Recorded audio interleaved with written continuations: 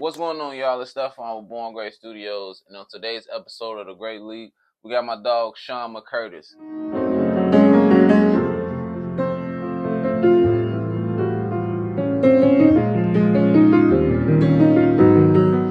What's going on, Sean? How you doing today? I am tired, but I am all right, bro. Oh man, you say you tired? Yeah, man. Listen, I'm a dad. I'm always tired. For sure. Father of 5. As long as you keep going, that's what really matters. You know what I'm saying? I ain't got no choice. For sure. Gotta persevere. Today's episode, Sean, we're gonna ask you a little bit about your other passion, which is music. Yeah. You know, if y'all didn't know, Sean is a gospel artist, correct? You can say Christian artist, I guess. All right, Sean is a Christian artist. What inspired you to pursue Christian music as your primary genre? Ultimately, it would have to be my faith.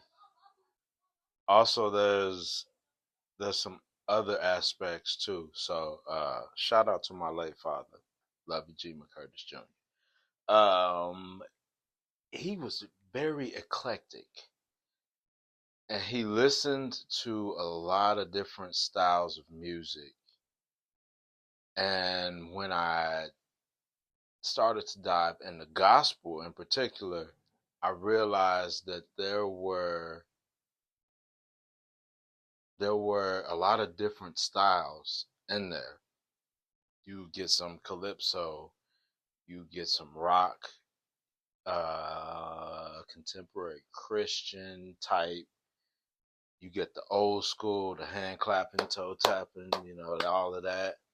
So it was a mixture of my upbringing within our home and then just my faith in general.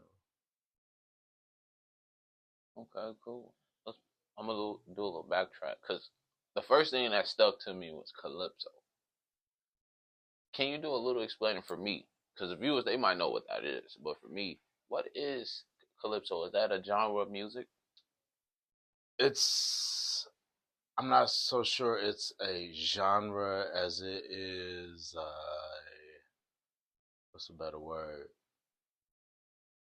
Maybe a drumming style or so. An island type of feel. Okay, now that makes a lot more sense. Yeah. That island feel. I'm trying to think of a good one. So calypso would be like a theme almost. Almost. Like a Caribbean. Yeah. Okay. Yeah. Like tropical Hawaiian, Caribbean, island music. Yes. For sure. Are you a firm believer? Well, are you a believer that faith without work is dead? Yes. So, do you write your own music? Yes. Okay. So, how does your faith intertwine with your work when writing Christian music? It's at the forefront. Mm-hmm. I am taking biblical truths and putting them to melodies and rhyme schemes and rhythms. Mm-hmm. And it is being an idea lyrically has to be tested with what I know is in the word. I've learned to ask, is this the right way to say something, because it can sound like something else. And it is carefully pieced together. So it's at the forefront. It is when I write musically, I'm not tied to any style. I have genres that have drastically influenced how I play. Classical, I started with classical music. Yeah. Jazz, I picked that up along the way. Blues, I picked that up along the way. And all of that is in actual gospel music. Mm-hmm. So I can do like we can do a rock song, but it's gonna be Christian lyrics. Mm. We could do a rap song. It's gonna be Christian lyrics. Everything I write with the intent to glorify God. So Yeah. like that is it's all gonna point you back to Him. Yeah. That's the influence. That's the goal.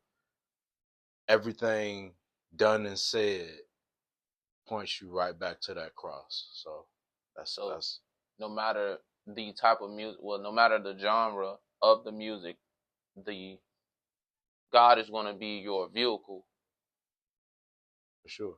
to get you from point A to point B. For sure. No, and point A to point B can be the message going from you to the people. The people are point B, so God is going to be the vehicle that drives you to get that message from point A to point B through music. Yes. Okay, cool. I like to break things down to a song. That's why I asked that question, because I'm like, all right, cool. I usually do that like mid video, and people be like, yeah. But I had to do that right now because I'm like, okay, cool. If I'm going for something different, I'm gonna do it different. I'm gonna start off like that. So now we got your science behind it. Now the questions are gonna hit a little different. Cool. Can you share a moment where your music touched someone in a way that surprised you? I started writing before college, but I kind of got discouraged from it. When you hear something in your head or you're sitting at your instrument and you play something and it's like, oh man, I kind of like that, and then you get somebody that's like, man, get that, it's like, oh well, dang, okay, I guess that ain't that hot. But when I finally decided, yo, I got this in my head, I'm gonna put this out.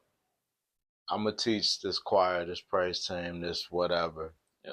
I'm gonna teach the band, and we're gonna sing this joint. We're gonna sing it. I wrote a song in college called "Breathe," and first time we sang it, tore the church up. I was just like, oh, like, that's where we're at. And then of course you like, and I'm kind of young and immature. I'm like, man, can I write a banger every time? Answer is no. Heck no. Yeah. You're not gonna write a banger every time. Yeah. But that I was not like, yeah, that's my song. I would tell the music director, it's like, hey, bro, listen, I wrote this song, but we just gonna kind of keep it to the low there. Everybody was like, hey, yo, this joint hot. Who wrote this? I'll be like, oh man, it was a dude from Chicago. And you just got, like, the song was actually more of like a prayer. Yeah. And it tore the church up. People were in tears, people on their knees worshiping, people praying for other believers, pastors in worship. Yeah. It's like, okay, cool. Yeah, so for a moment, it kind of scared you seeing your own greatness. I wouldn't say it scared me initially. Not the response, but like initially writing it and saying we're gonna put this out. Like, yeah, that was scary, and I was just like, oh well, let's go. Yeah. So, the reason I asked that is because you said that you told them that somebody else wrote it, even though you wrote it. I mean, I didn't tell them I didn't write it. Oh, I just didn't make it like blatantly clear that I wrote it. I was like, oh, yeah, this is a dude from Chicago. And they was like, would this dude happen to be named Sean McCurtis? And I'm like, that may or may not be true. Oh, bro, yeah. Yeah, that's very, very surreal. I me personally, I've never experienced that on that level, but just performing in front of people Yeah, is a lot. absolutely. And I could imagine what you performed it.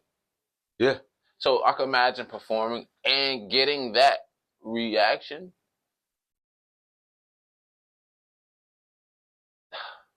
yeah, Yeah. yeah, It's really no words to describe. It's more so like a feeling. Like yeah. you hear silence for the first time and like if you know what I mean, silence makes a lot of noise. Mm-hmm. Like, oh my. Yeah, Yeah. for sure. Okay. What message do you aim to convey through your Christian tracks? Gospel. I should have just said that. That was the question. It was Uh, through your gospel tracks. yeah. But nah, that's okay. Cool. Nah, it's Christ died for our Hmm. sins. He rose up again, and we have new life in Him. Yeah. That is it. So that's what God does. Gospel mean that, or is that what the Gospels are about? That is what the gospel, the life, death, resurrection of Yeah. Jesus, and us seeing Him as, in that we see Him as the way, the truth, the life, Yeah. and no man come to God but through Him. So Okay. yeah, And that's the message. I was saying that from a few of the snippets that you sent me a while back, that the message is conveyed pretty clearly, mm-hmm. for sure, and it's passionately expressed too. Like, For sure. not afraid to say like, hey, this song is about Jesus. Yeah. Like for sure. I'm pretty sure that that's what he would want. Yeah. All right. How do you balance being a barber and a gospel artist in your daily life? I like that question. I have to thank my brother from another mother, Jonathan Pettis. When I was going through barber school, I was like, man, I got so much on my plate. Like, I don't know how I'm going to do this and that. And like, I have to go to school, provide for a family, try to work out, learn all this barber stuff, and prepare a concert. And so I just called him one day, and I was just kind of venting a little bit, like, bro, I'm crazy busy. He was like, "What your schedule look like?" I just told you, bro. Like, I'm crazy. He was like, "No. Like 15 minutes from now, what are you doing?" Uh, I don't know. I might still be on the phone with you. So, all right, cool. 15 minutes after that, what are you doing? I don't know. He was like, "You need to know." He was like, "Start creating a schedule for yourself." And he said, I know how much time I have to deal with people I don't want to deal with. Like people that may not be good for me. So okay, I got these 5 minutes or these 2 minutes before I got to go get my wife or before I got to go pick my kids up from school or before I got to go do whatever. And so literally I got off the phone and I was like, cool, 6 a.m., get up, shower, get dressed. By whatever time I'm going, I was door dashing at the time. I'm going to DoorDash and do some Instacart.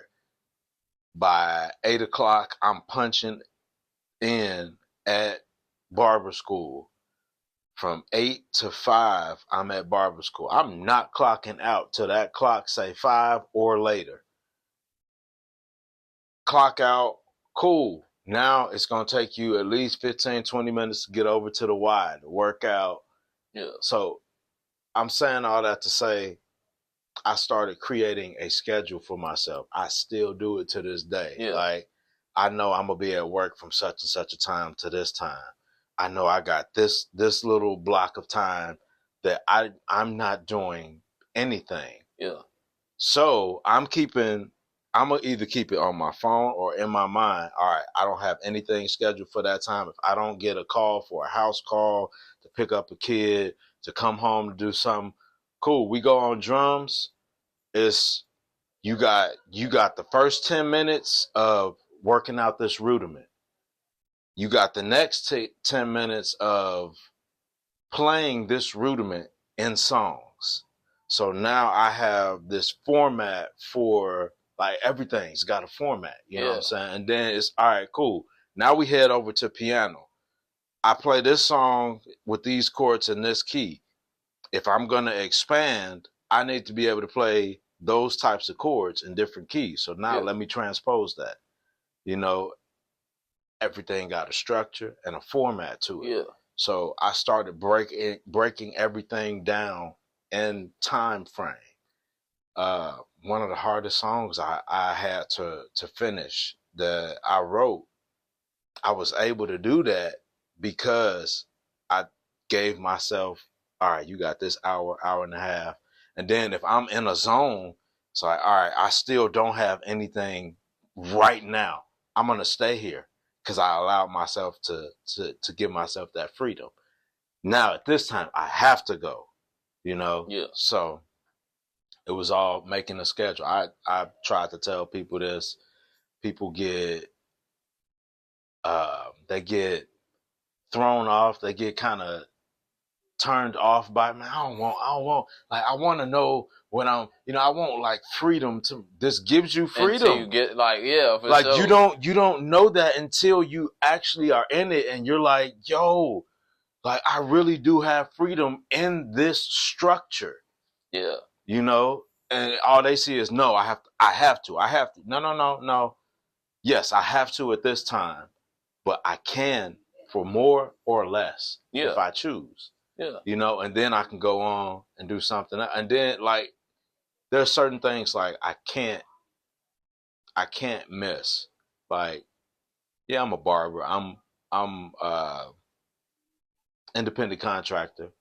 I can say, hey, something came up, but in all actuality, I have to provide for my family. So I'm gonna be at work. Yeah. You know? But if something, like, my wife called me when she was pregnant, she was like, babe, I'm having a rough day. I had extra haircuts. I was, hey, listen, I know I told y'all that I would, but now I can't because she come first. I gotta go make sure she's cool.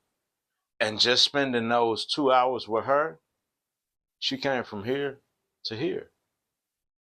And it was because I gave myself structure. So, answer in a nutshell, I put everything in the schedule. Again, shout out to JP. I put everything in the schedule. You can look through my phone now. You're on my schedule for the day. So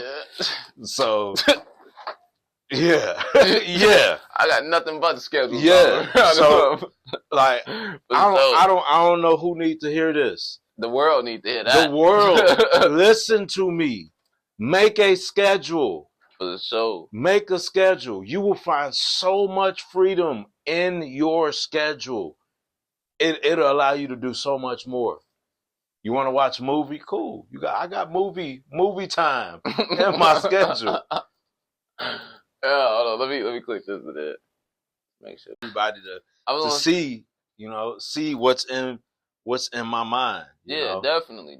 I mean, I definitely I allowed you to go on like that because I passionately share I passionately share that same I wouldn't even really necessarily say it's a hobby because it's more so it becomes more than that. Mm-hmm. It's like you identify. We could just use one part of the day, the morning time, for instance. You identify that with a little structure. Then you notice that, okay, cool. Stuff starts happening automatically. As far as like, okay, cool. If I know that I'm get up at 6 a.m. and I know that once I get up, I'm gonna go work out by 6:30. By 6:30, well, not by 6:30. At 6:30, I need to be on the treadmill at this distance at this time. So going through that allows you to get so detailed in it to where it's like, okay, you learn yourself. It's really more so learning yourself as well, because it's like, okay, cool.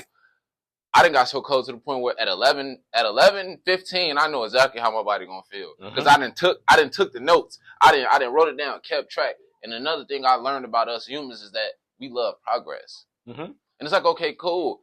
If you want to build structure, you have to challenge yourself. Meaning that you have to see a version of yourself which is already doing the things that you want to do. And then you have to see yourself doing more than that. So it's almost like you got to have this multi-dimensional perspective of where you want to be to get to where you want to be. Okay. All at the same time, when you have to do that at the same time as living that. Okay. Like we were saying, faith is more so like how I look at it. Faith is a mental and a spiritual thing. Yeah. Work is a physical thing. Yeah. See, if God just wanted us to just have faith, we wouldn't be physical in the physical body. Because the work will be the action. And you need to take the action upon the things that you think about. Yeah. So having that structure allows you to manifest the life of your reality. I mean, the life of your dreams. Make your reality the life of your dreams just by having structure. Structure is the foundation in which builds this building. Yeah. It wouldn't be a building without structure. Yeah. So I had to add on to that because that was a very good response. Yeah. Man. Do you find any similarities between barbering and creating music in terms of creativity and connecting with people? In the form of creativity, I thought about this one, man. When it comes to creating, I feel as though, for me, barbering is more structured. I know if I'm doing a comb over, all right, cool. I gotta build this. What do we call that? I can't remember the technical term right now, but it's around this part of the head. Goodness, the word is escaping me right now. But that's one of the first things I do. And then I'm gonna go and debulk. And then I'm gonna fade. And then I'm gonna connect the sides to the fade. And then I'm gonna connect this parietal ridge to the apex. That's super structured. And music, a lot of my songs, bro, they come by accident. Yeah, that's not structured at all. That is not. That's not structured at all. Dude, whoa, hold up. Whoa. What was that? What was the? Yo, that's. You ever try to play that again? You ever try to recall it and it don't hit the same no more? But no, like you get something else. Bro, listen. I literally watched one of my homies. We were at the Jack's Coffee Shop. Shout out Jack's Coffee Shop. Love y'all. We were at the Jack's Coffee Shop in the back next to the piano, and he was just like, man.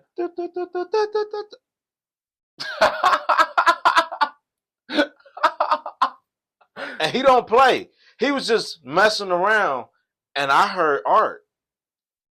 I was like, so move. I love you, but come on this way. You let me get over there, and you come on. I said,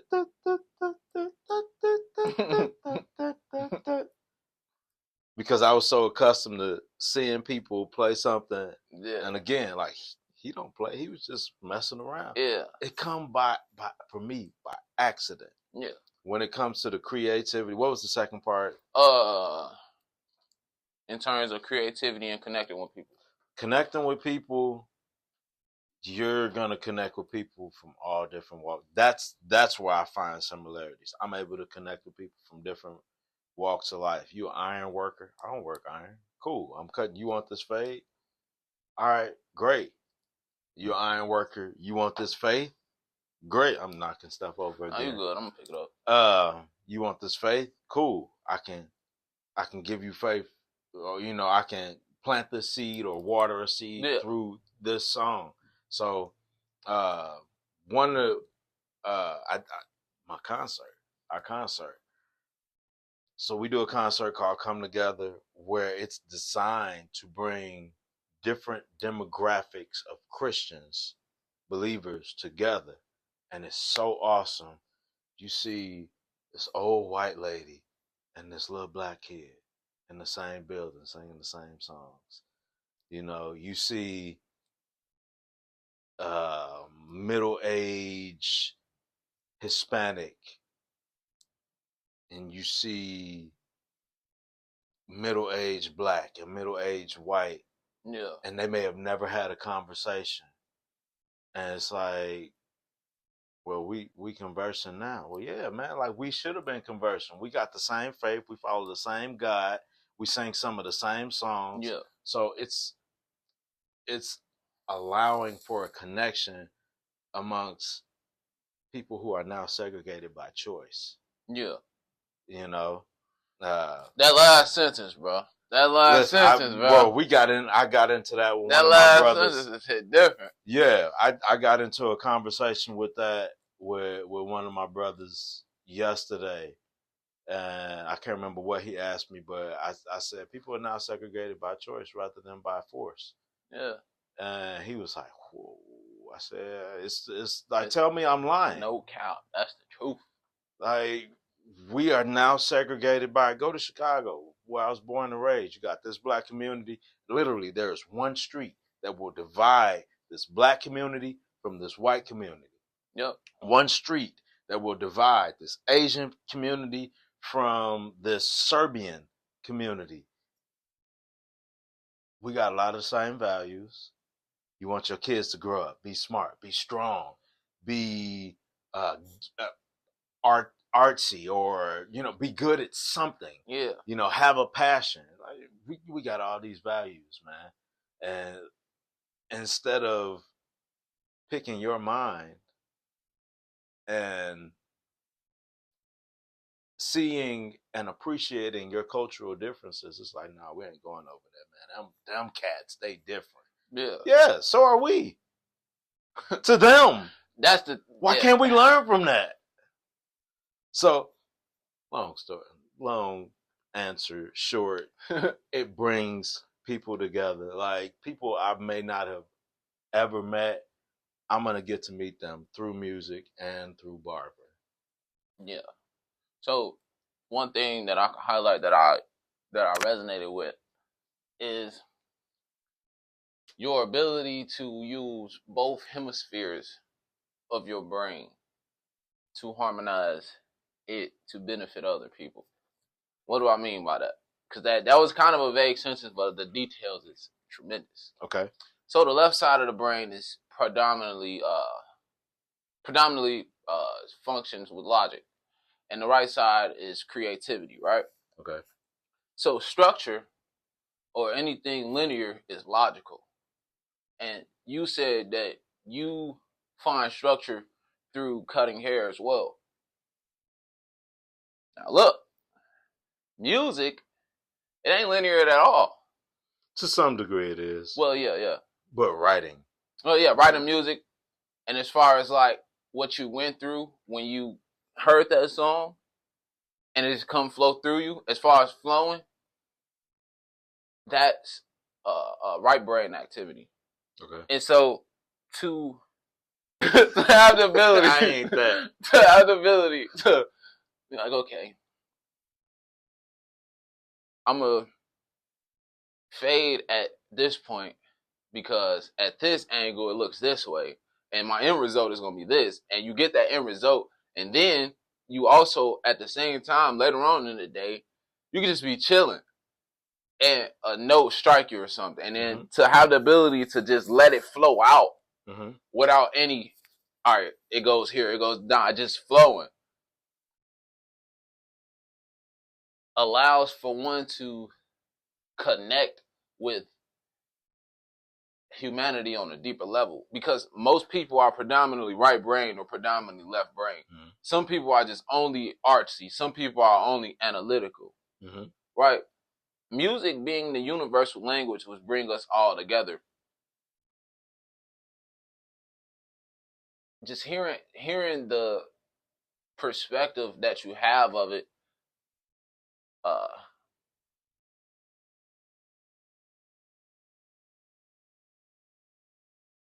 it allows for it'll. How can I say this? It's almost like you're repeating back to me the message in which behind I have for the Great League. Okay. Right. So the Great League was created to unify people through their own art and through their own greatness. And for you to have the ability to unify people through cutting hair and through music as well, is like you're a living testament of what the ideal individual, or like you're a living testament of the message that I have to express to people through the Great League, if that makes sense. Okay. It's like my message is to unify people. Yeah. Through acknowledging one's greatness through art. Okay. And you're doing that through cutting hair and making music. Yeah. And so that's why I think that it's like, okay, it's a mind, my mind is blown, because it's like you're a living testament of it. And you're on the show. It's crazy. It is crazy. God ain't make no mistakes, bro. Yeah, for sure. So that's why I'm a firm believer in things be syncing up. Yeah. God put things in a certain position for a reason. Master orchestrator, bro. Master architect too. Man. No cap. Master planner, because everything happened on divine time. For sure. But I'm sorry it took all of that for me to get that out. No, hey, listen, man. Like, our finite minds got to wrap ourselves around how to communicate. Yeah, for sure. You know, like, it is what it is. Yeah, for sure. And I think that, like you said, our finite minds have to find a way to communicate or even express what we're feeling, but through music. Yeah. Through music, it's like you play that song and we just know what he been feeling, bro. It's crazy. That's just music is like the language, the universal language, which helps you express that infiniteness through your finite mind. Yeah. And that's crazy. But dang, Sean, we're gonna create a new science on this video.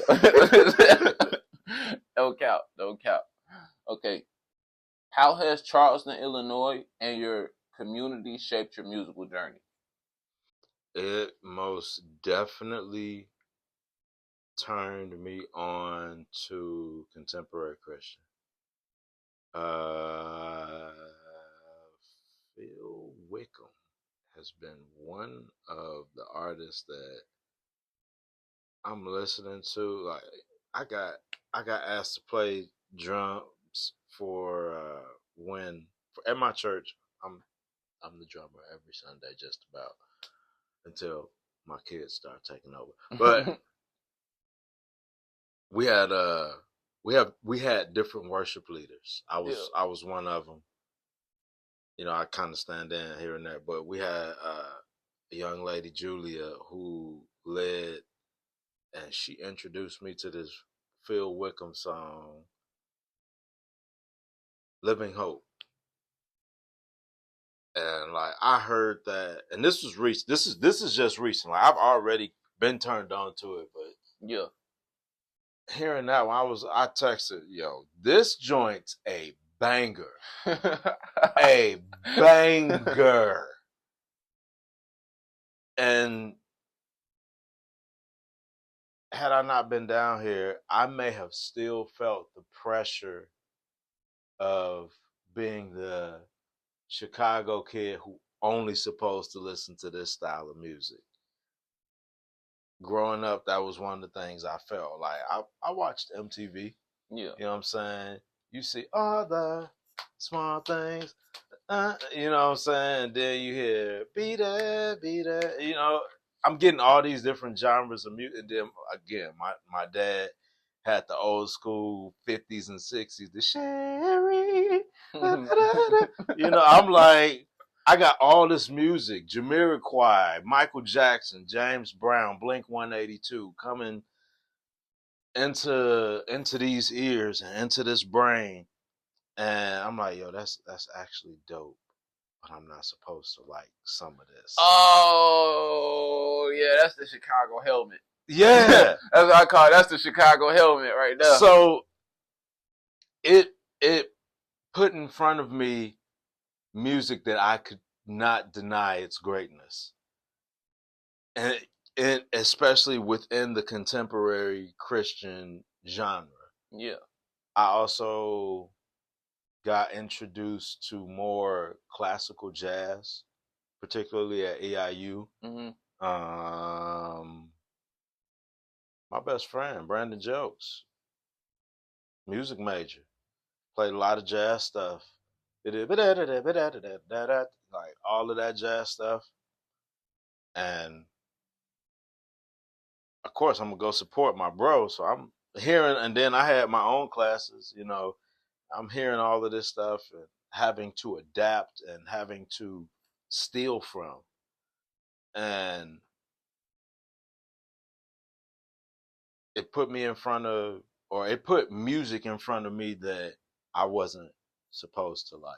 Yeah. So I took that helmet off and started hearing stuff differently and hearing new things and appreciating it. And again, back to my dad, he tried to teach me this at a young age, but it didn't sink in. He planted the seed.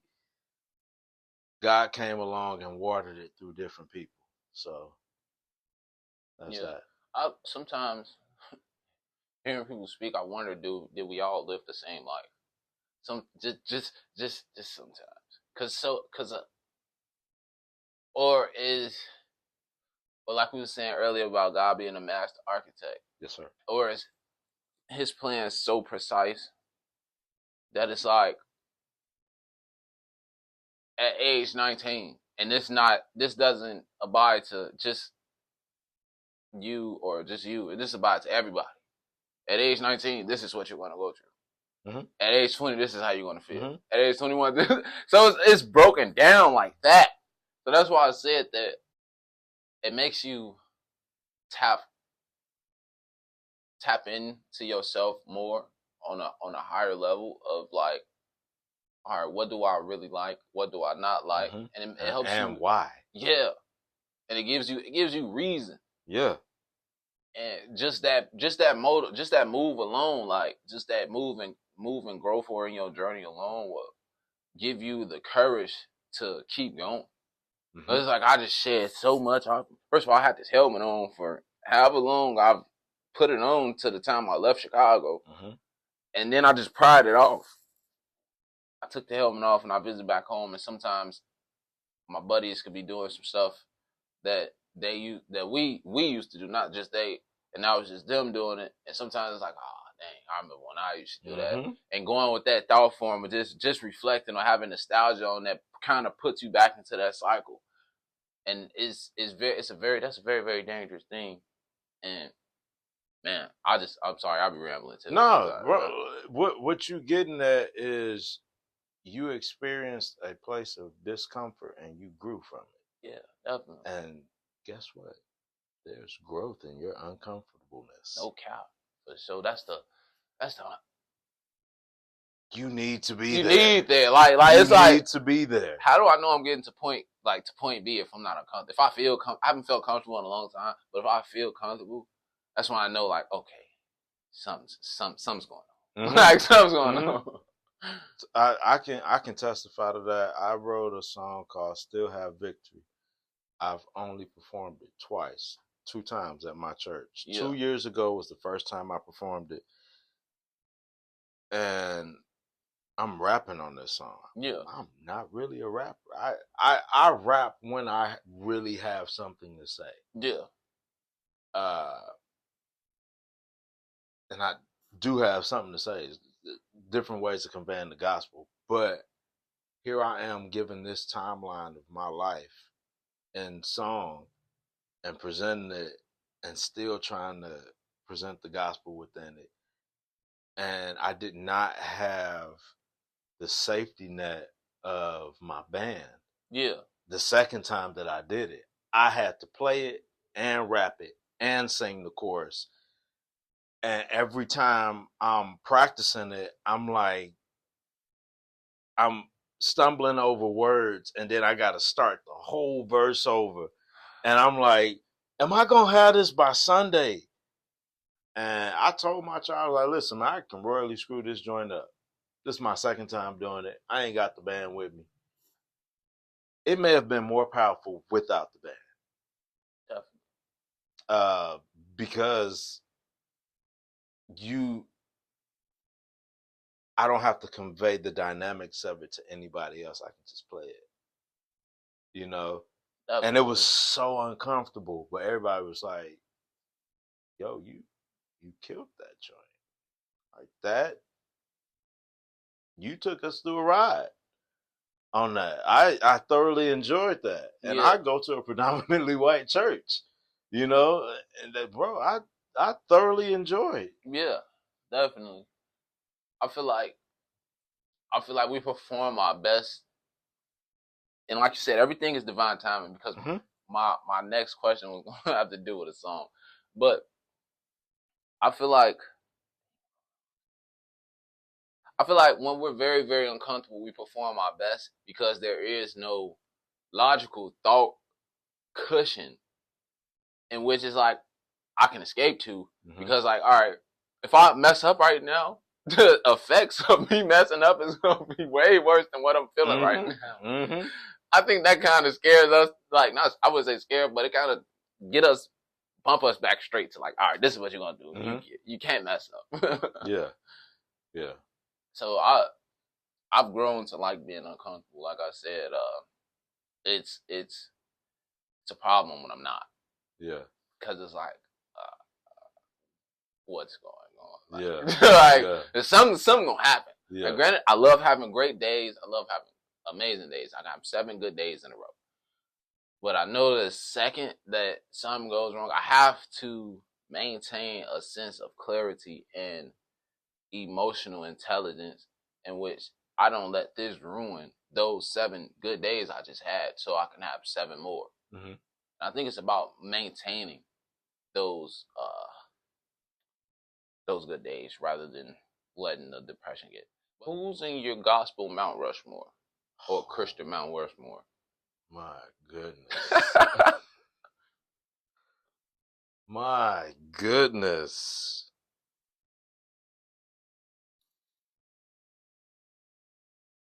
Oh, look at the time.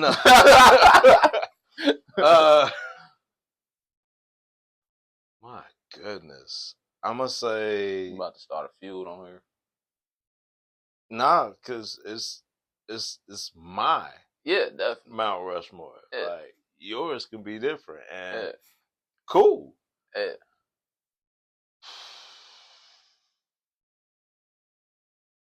Musically,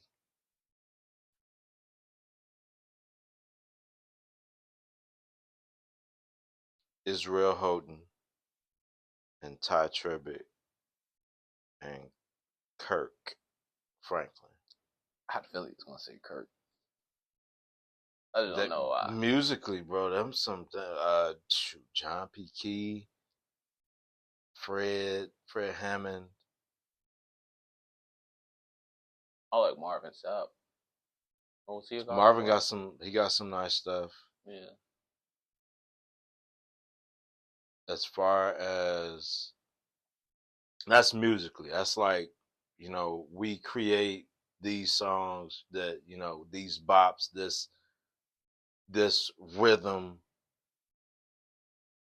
I may not always agree with the lyrics, but the music, like if we took the singing away and just the music, like that, I'm moving to that. Lyrically,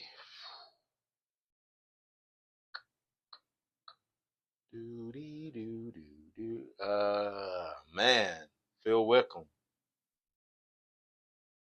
Some Mercy Me, these contemporary Christians. Lecrae, Christian rapper. Tripoli, Christian rapper. Flame, Christian rapper. The Truth. Lecrae pretty cool. Andy Mineo. Cross Movement. Lyrically, those are some people that have impacted, influenced, shaped my faith. Yeah. Inspired me. And then there's the people that you get to play the songs, the musicians.